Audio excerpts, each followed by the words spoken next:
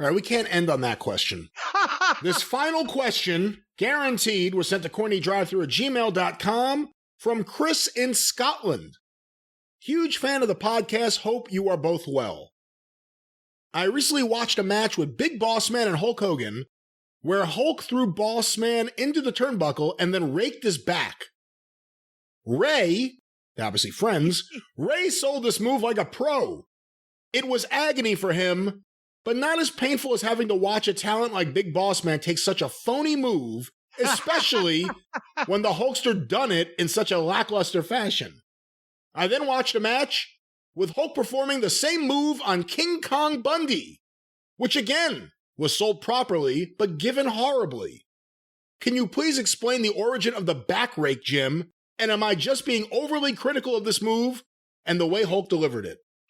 No, you're not. The way Hulk delivered a lot of stuff, I mean, I can see it in my mind's eye. But here's the thing, the back rake, you know who else didn't like the back rake? No. Cowboy Bill Watts. Huh. Because Dennis Condrey was a proponent of the back rake.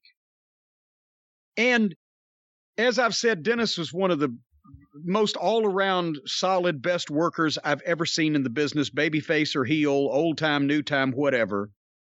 Always in the right place, never made a mistake, could disguise, could get through anything, right? But one of the things that he got vicious heat on a babyface, especially a Ricky Morton, who was a master at selling.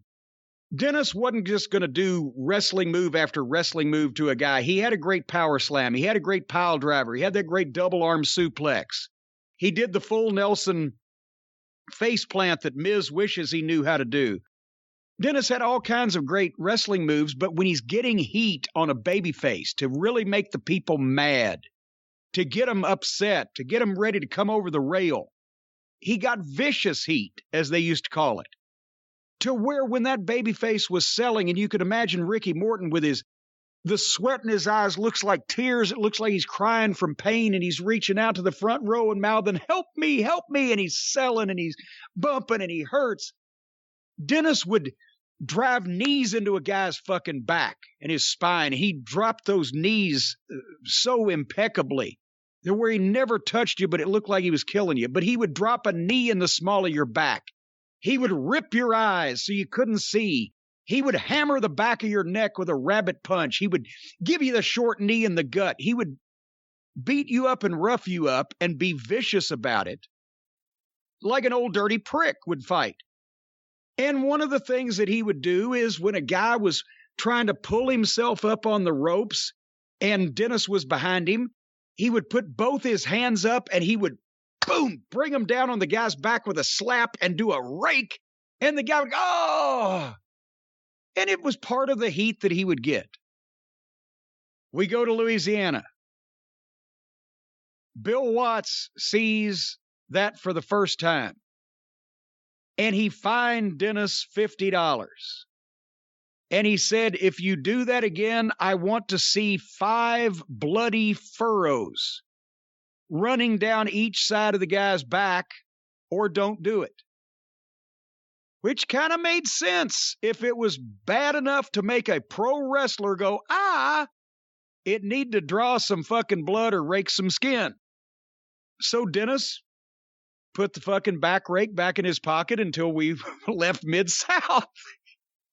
But Ricky sold it so good. And I remember Hogan doing the same thing. He just put his hands on the guy's back and just bring him down. Oh, it was all soft and easy peasy. And yeah, that does look like bleh. But that's the story. Everything is not what's done, it's who's doing it and who you're doing it to.